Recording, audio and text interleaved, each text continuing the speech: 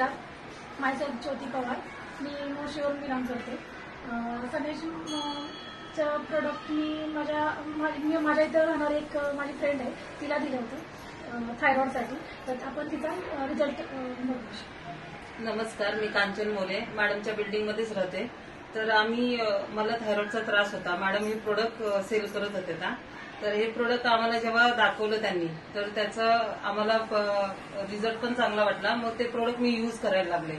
तर हे वेदामृत आहे, हे आकाई सोन आहे, हे तुळशी ड्रॉप आहे आणि नाडीप्रिय आहे.